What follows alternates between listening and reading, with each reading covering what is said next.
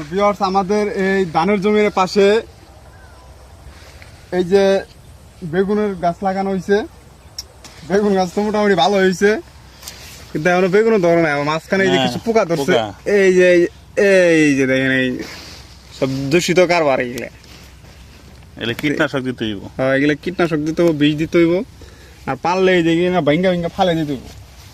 এই যে একটা কই এটা ডোকা ভাঙ, এটা লাইতে ভাঙ্গা ওটার মধ্যে আছে।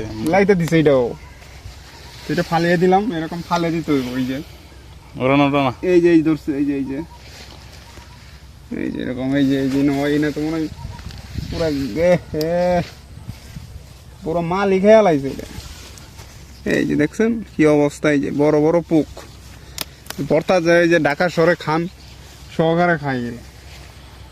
এই দেখো এই যে ভিতরে পোক, এই যে কি সুন্দর পোক।